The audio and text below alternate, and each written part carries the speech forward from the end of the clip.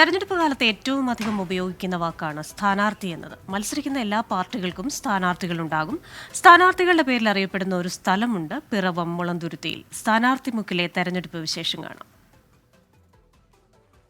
തെരഞ്ഞെടുപ്പ് കാലമാണ്. മുക്കിനും മൂലയിലുമെല്ലാം സ്ഥാനാർത്ഥികൾ എത്തിക്കൊണ്ടിരിക്കുന്നു.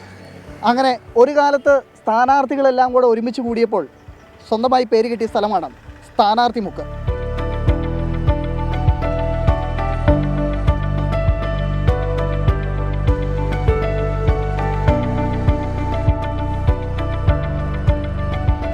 ഒരു പഞ്ചായത്ത് തെരഞ്ഞെടുപ്പ് കാലത്ത് 2 വാർഡുകളിലായി മത്സരിച്ച സ്ഥാനാർത്ഥികൾ മുളന്തുരുത്തി പാടത്തുംകവല വാർഡിൽ ഒരുമിച്ച് കൂടി. അങ്ങനെ സ്ഥാനാർത്ഥികൾ സംഗമിച്ച സ്ഥലത്തിന് രസികരായ നാട്ടുകാർ സ്ഥാനാർത്ഥി മുക്ക് എന്ന പേര് നൽകി.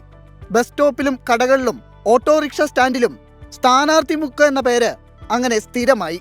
ത്രിതല പഞ്ചായത്ത് ഉണ്ടായില്ല. അതിന് മുമ്പത്തെ ഇലക്ഷന് ഇവിടെ തന്നെ 8 സ്ഥാനാർത്ഥികളുണ്ടായിരുന്നു. അപ്പം എല്ലാവരും ഇവിടെ ഒത്തുകൂടും. അപ്പോൾ ഞങ്ങളൊരു തീരുമാനം എടുത്ത് ഇവിടെ നമുക്കൊരു എല്ലാ പാർട്ടിയുടെയും സ്ഥാനാർത്ഥികളെ വിളിച്ചൊരു സംഗമം നടത്താമെന്ന്.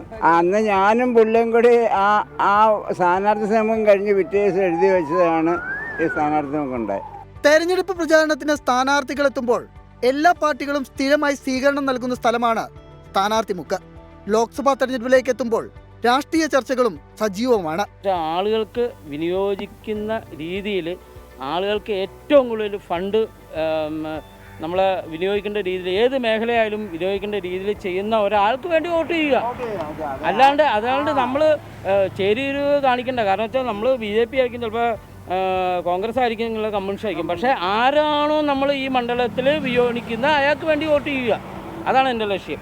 ക്യാമറമാൻ മുഹമ്മദിനൊപ്പം എബിൻ ജോസ്, 24 കൊച്ചി.